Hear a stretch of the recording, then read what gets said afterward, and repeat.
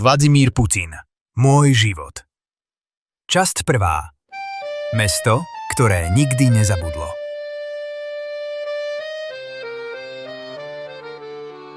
Меня зовут Владимир Владимирович Путин. Я сейчас президентом России. Volám sa Vladimír Vladimirovič Putin a som prezidentom Ruskej federácie.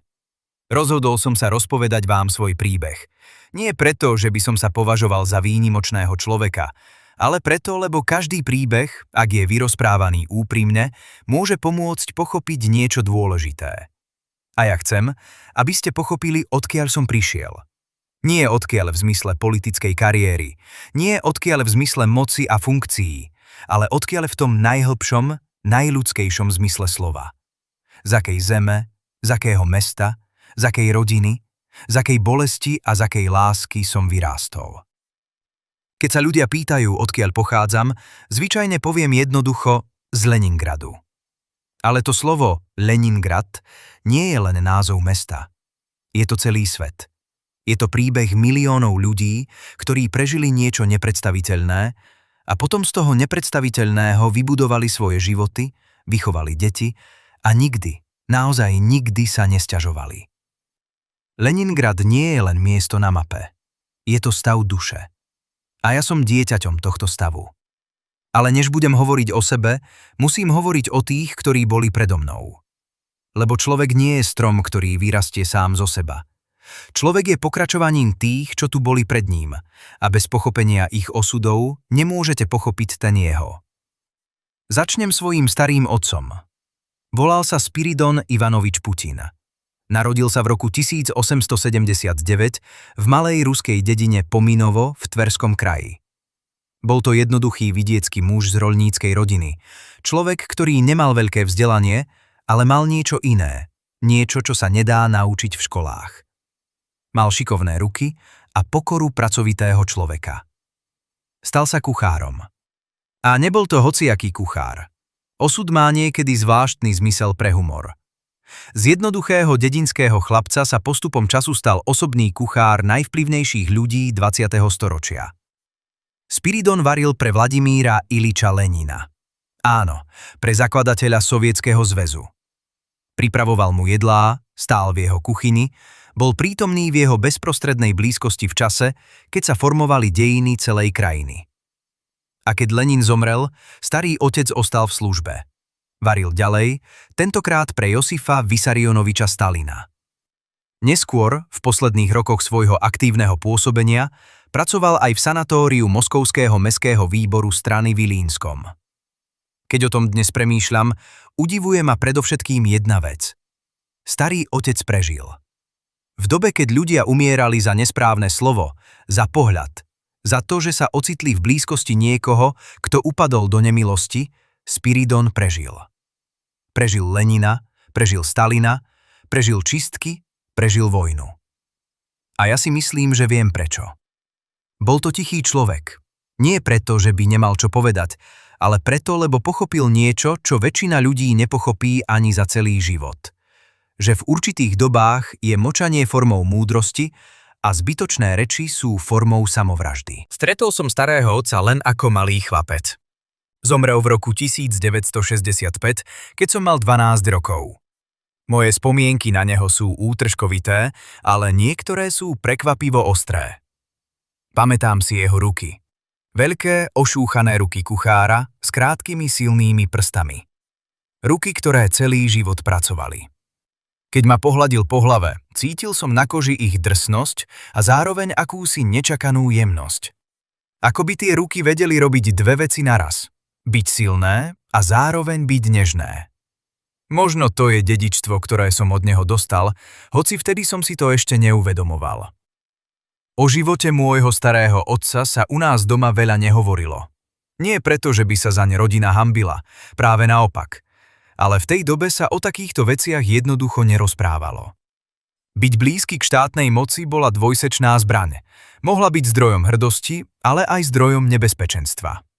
A moji rodičia, ako väčšina ľudí ich generácie, si osvojili jednoduchý životný princíp. Čím menej pozornosti na seba priťahujete, tým lepšie. Ale poďme ďalej. Od starého otca k otcovi. Môj otec sa volal Vladimír Spiridonovič Putin. Narodil sa v októbri 1911 v Petrohrade, teda v meste, ktoré v rôznych obdobiach nieslo rôzne mená. Petrohrad, Petrograd, Leningrad a dnes zase Petrohrad.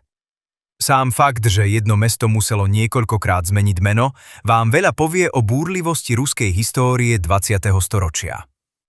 Otec bol iný typ človeka ako starý otec. Kým Spiridon bol tichý z vypočítavej múdrosti, otec bol tichý zo svojej podstaty. Bol to muž mála slov, priamých pohľadov a pevného stisku ruky. Nebol vzdelaný v akademickom zmysle slova. Bol robotník, celý život pracoval v továrni, vo vagónovom závode. Ale mal niečo, čo ja považujem za dôležitejšie než akýkoľvek diplom. Mal charakter. A ten charakter bol vytvarovaný niečím, o čom budem teraz hovoriť, pretože bez toho sa nedá pochopiť nič z toho, čo nasledovalo. Vojna. Keď v júni 1941 nacistické Nemecko napadlo Sovietský zväz, otec mal 30 rokov. Narukoval.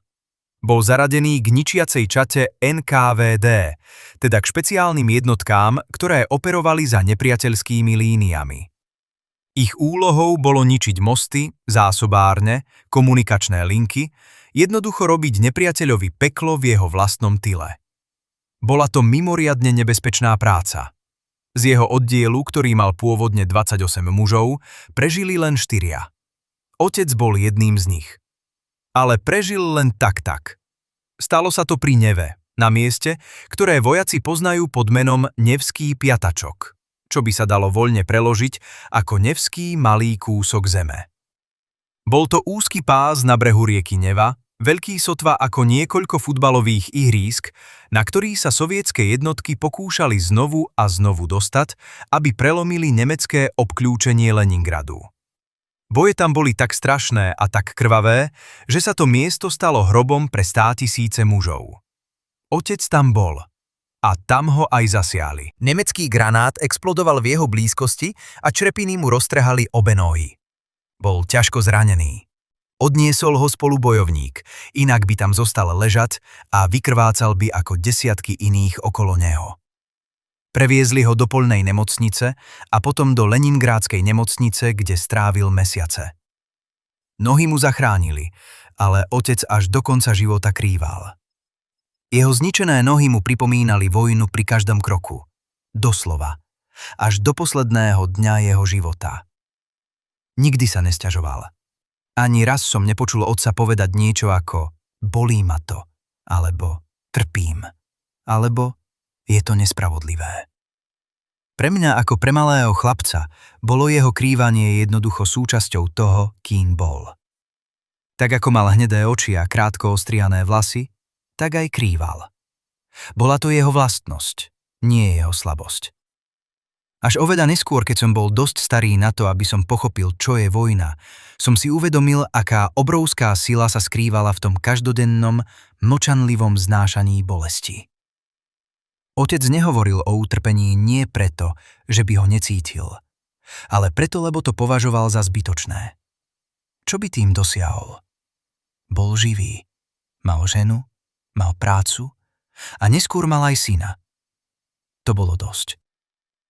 Pre muža, ktorý videl umierať 24 kamarátov z 28, to bolo viac než dosť.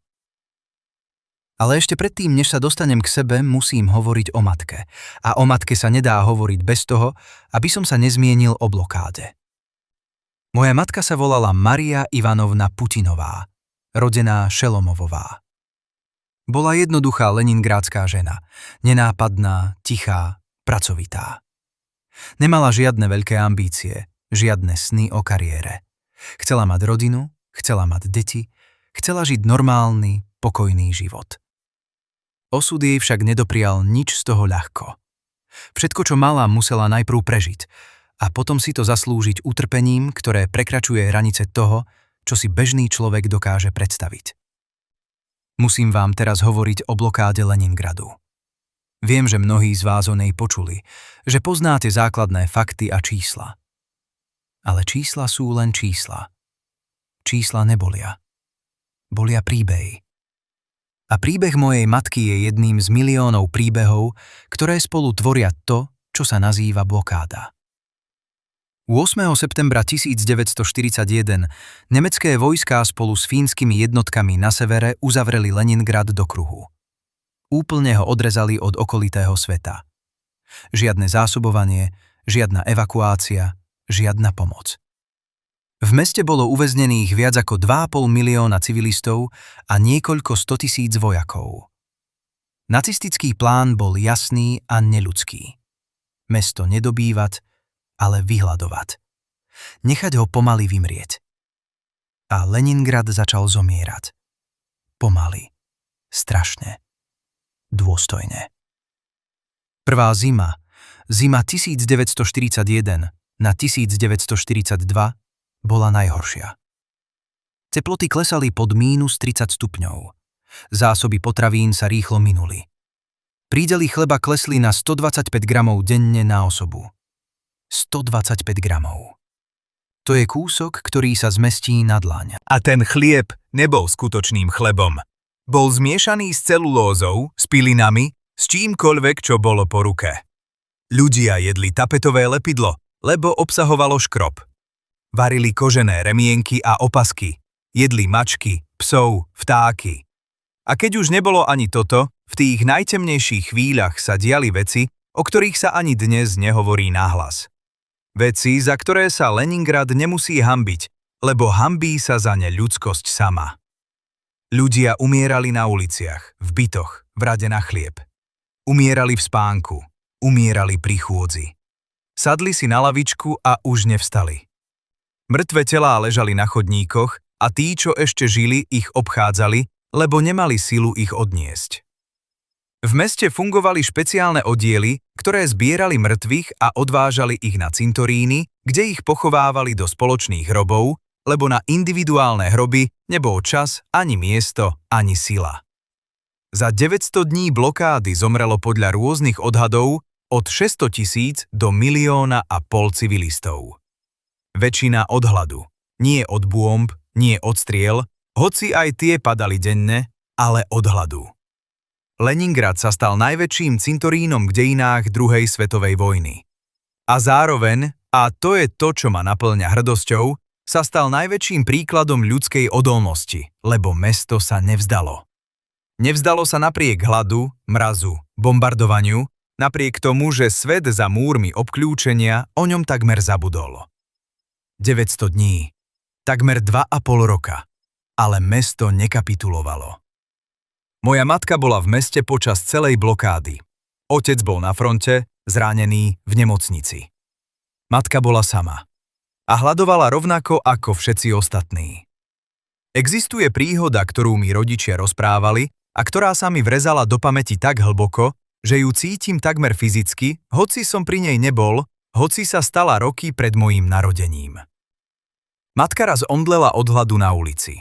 Bola tak vychudnutá, tak slabá, že jej telo jednoducho vyplo. Ľudia okolo nej, sami na pokraji síl, si mysleli, že je mŕtva. Položili ju k ostatným mŕtvým telám na chodníku, k tým, čo čakali na odvoz. A vtedy sa prihodilo niečo, čo moja rodina vždy považovala za zázrak. Otec, hoci bol sám zranený a sotva chodil, sa nejakým spôsobom dozvedel, kde matka leží. Prišiel tam. Prešiel pomedzi mŕtve telá. A spoznal ju. Spoznal ju medzi mŕtvými. Naklonil sa k nej, zistil, že ešte dýcha a odniesol ju preč. Zachránil ju doslova spomedzi mŕtvych. Keď mi to rozprávali, nerozprávali to dramaticky. Nerobili z toho veľké gesto. Povedali to jednoducho, fakticky, takmer ľahostajne, ako sa hovoria veci, ktoré sú tak obrovské, že na ne neexistujú dostatočne silné slová. Ale ja som to počúval s pocitom, ktorý sa nedá pomenovať jedným slovom. Bola to zmes hrôzy, vďaky, obdivu a akéhosi hlbokého záväzku. Cítil som, že im dlhujem niečo, čo sa nedá splatiť. Nie preto, že by to odo mňa vyžadovali. Nikdy nič odo mňa nevyžadovali. Ale preto, lebo som pochopil, akú cenu zaplatili za to, aby som vôbec mohol existovať. A tu sa dostávam k niečomu, o čom hovorím len zriedka, lebo je to veľmi osobné. Pred mojím narodením mala moja rodina 2 synov. 2 mojich starších bratov, ktorých som nikdy nespoznal. Prvý sa volal Albert. Zomrel v 30. rokoch 20. storočia ešte ako nemluvňa. Choroba, chudoba, nedostupná lekárska pomoc, všedná tragédia tej doby, keď detská úmrtnosť bola strašne vysoká a keď smrť malého dieťaťa, hoci bolestná, nebola ničím výnimočným. Pre mojich rodičov to však bola rana, ktorá sa nikdy celkom nezahojila. Druhý syn sa volal Viktor. Narodil sa v roku 1940, teda tesne pred vojnou. Keď prišla blokáda, bol ešte batoľa. Zomrel v roku 1942. Záškrt, podvýživa, zima. Mal len 2 roky. Bol pochovaný niekde v Leningrade v jednom z masových hrobov. Kde presne, to moji rodičia nikdy s istotou nezistili. V tých časoch sa záznamy neviedli dôsledne. Hroby sa kopali narýchlo, bez mien, bez krížov, len s číslami a aj tie sa časom stratili. Dlho som nad tým premýšľal. Čo to znamená mať bratov, ktorých ste nikdy nevideli? Ktorých tváre nepoznáte, ktorých hlasy ste nikdy nepočuli? Je to zvláštny, ťažko opísateľný pocit.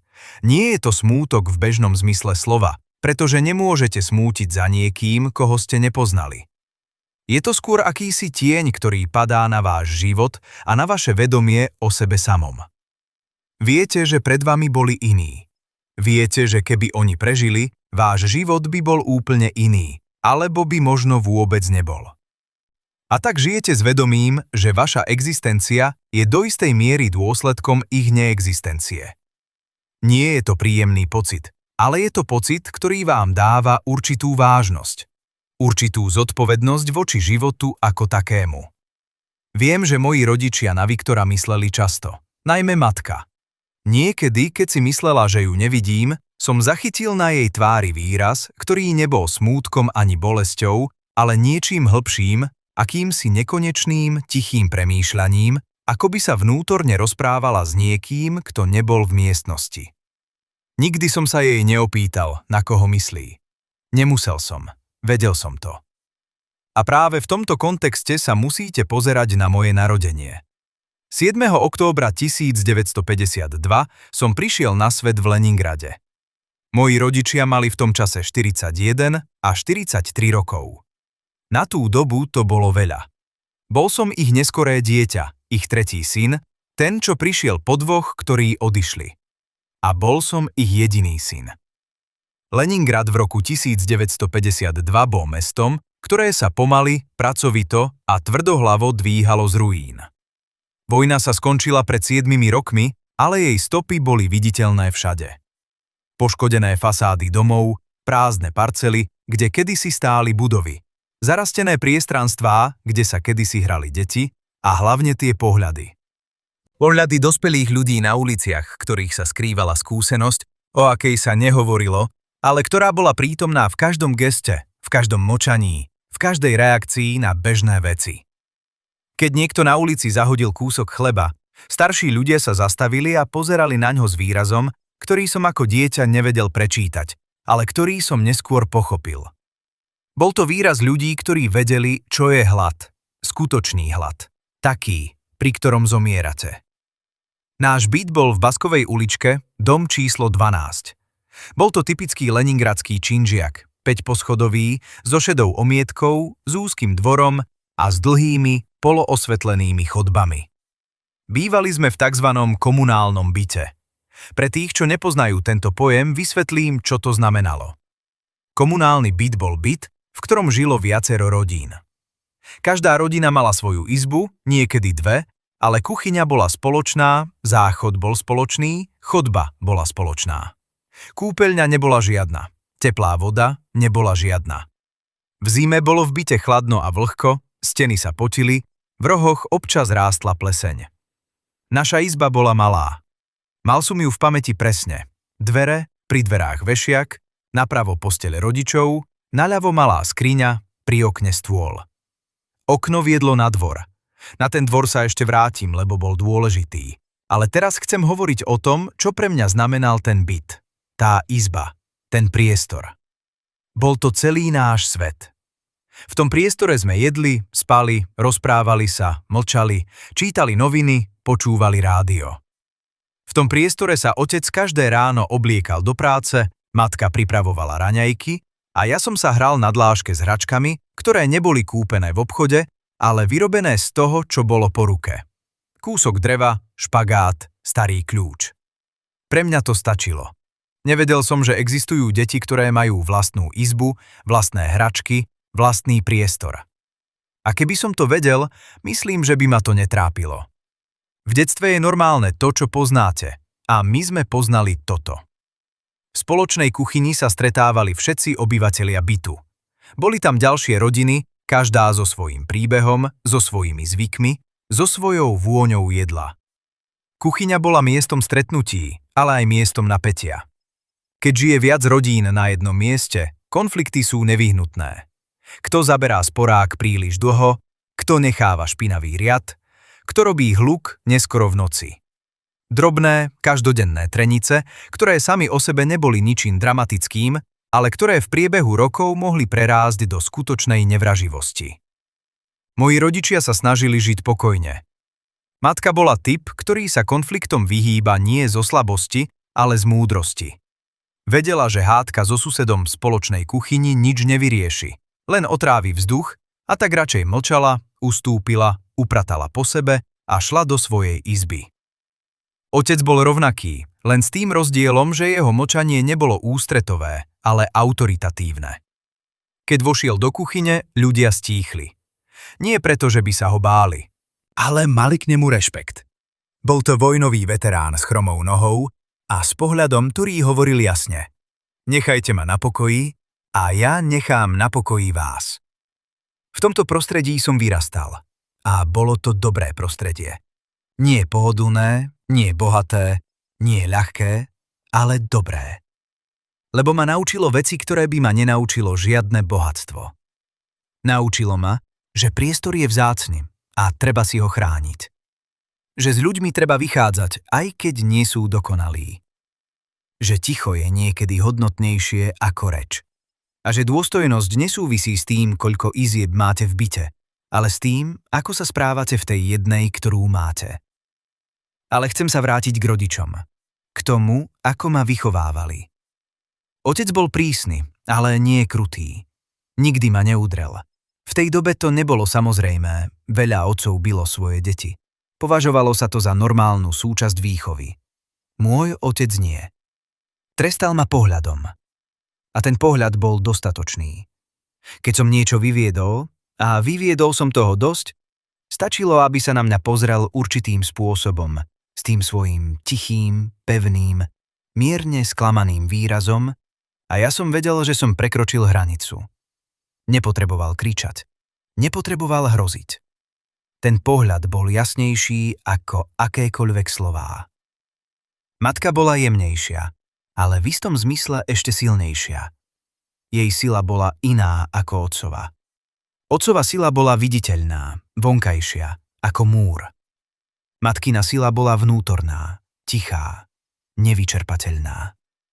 Bola to sila ženy, ktorá prežila blokádu, ktorá stratila dieťa, ktorá bola vytiahnutá spomedzi mŕtvych a napriek tomu sa každé ráno zobudila, obliekla sa a šla ďalej. Bez sťažovania, bez sebaľútosti, bez akéhokoľvek náznaku, že si zaslúži viac, než dostáva.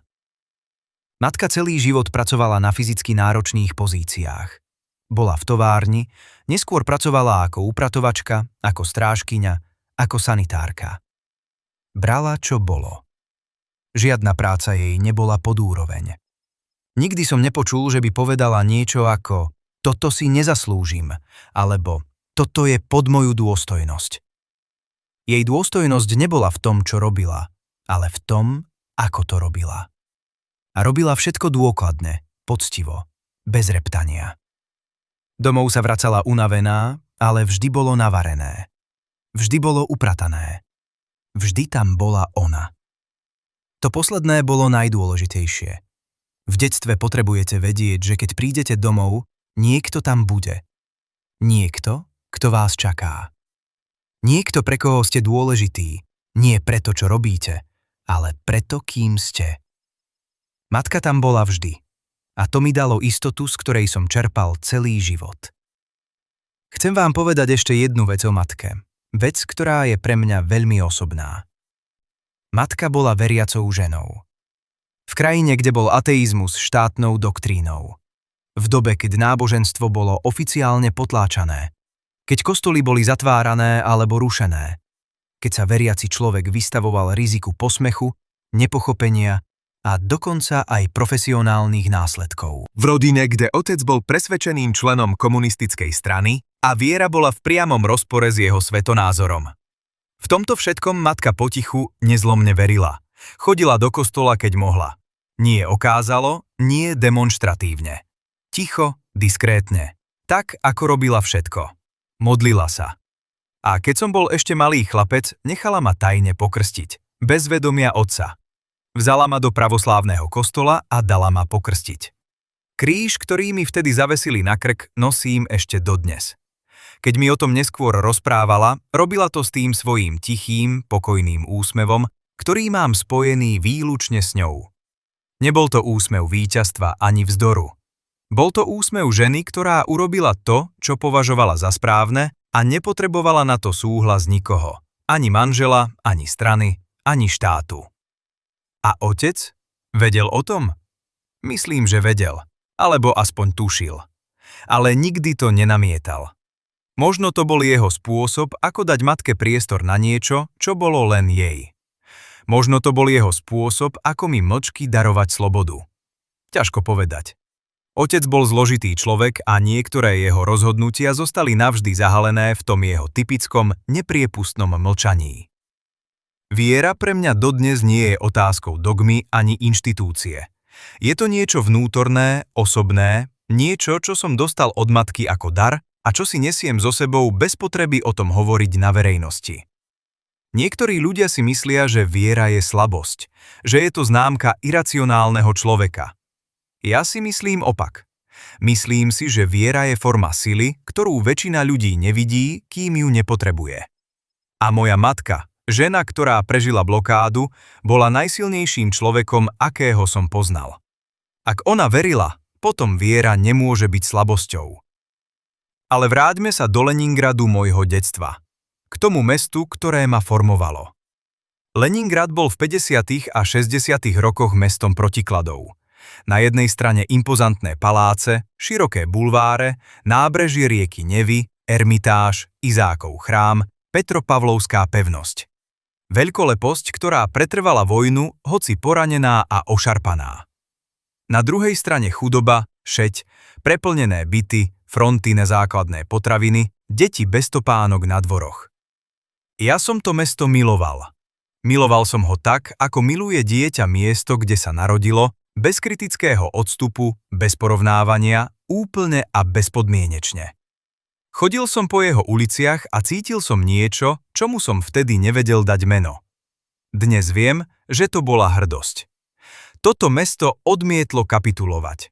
Toto mesto znieslo 900 dní obkľúčenia a nezlomilo sa. A ja som bol jeho dieťaťom. Neva bola vždy studená a sivá. Aj v lete mala v sebe niečo prísne, niečo, čo vás nepozývalo k bezstarostnosti. Mosty sa dvíhali v noci a ja som ako chlapec stával na nábreží a pozeral som, ako sa obrovské kovové konštrukcie pomaly, majestátne zdvíhajú k nebu, aby mohli preplávať lode. Bolo to pre mňa ako kúzlo. Každú noc rovnaké a za každým úchvatné. A potom boli biele noci. Ten zvláštny leningradský fenomén, keď v júni slnko prakticky nezapadá, keď je o polnoci svetlo ako za súmraku a vzduch má tú zvláštnu perlovú kvalitu, akú nemá nikde inde na svete. Počas bielých nocí sme sa my, deti, hrali na dvoroch až do neskorých hodín, kým nás rodičia nedohnali domov. A aj potom, keď som ležal v posteli, svetlo prenikalo cez záclony a ja som nemohol zaspať. Nie preto, že by som nechcel, ale preto, lebo mesto vonku žilo a ja som chcel žiť s ním. Toto mesto mi dalo viac, než som si vtedy uvedomoval. Dalo mi pochopenie pre to, čo znamená odolnosť. Nie ako abstraktný pojem z učebníc, ale ako každodennú prax. Odolnosť je, keď žijete v byte bez teplej vody a nekričíte, že je to nespravodlivé. Odolnosť je, keď váš otec skrýva a vy sa nepýtate prečo, lebo viete, že odpoveď by bolela viac než otázka. Odolnosť je, keď vaša matka vstáva každé ráno o 5:00, ide do práce a večer varí večeru a nikdy ani raz sa nepýta, prečo práve ona. Toto mi dal Leningrad. Toto mi dali moji rodičia. A s týmto som vstúpil do sveta. Na dvor. Na ten leningradský dvor, ktorý bol mojou skutočnou prvou školou života. Ale o tom vám budem rozprávať na budúce. Lebo dvor si zaslúži vlastný príbeh. Bolo to miesto, kde som sa naučil veci, ktoré ma pripravili na všetko, čo prišlo potom. Na judo, na školu, na KGB, na politiku, na prezidentský úrad. Všetko sa v istom zmysle začalo na tom dvore. Medzi zašpinenými múrmi a polámanými lavičkami. Medzi deťmi, ktoré boli rovnako tvrdé a rovnako krehké ako ja. Ale to je príbeh na inokedy. Zatiaľ len toľko. Narodil som sa do rodiny, ktorá prežila to najhoršie, čo 20. storočie mohlo ponúknuť. Z tejto skúsenosti som zdedil niečo, čo považujem za najcennejšie dedičstvo. Vedomie, že život nie je samozrejmosť. Že každý deň, keď sa ráno zobudíte, je dar. A že tento dar si treba zaslúžiť tým, že žijete dôstojne, pracujete poctivo a nikdy, za žiadnych okolností, sa nevzdávate. Toto som sa naučil nie z kníh. Toto som sa naučil z pohľadov svojich rodičov, z ich mlčania, z ich jaziev a z ich tichej, nezlomnej lásky. A s tým vám zatiaľ ďakujem za pozornosť.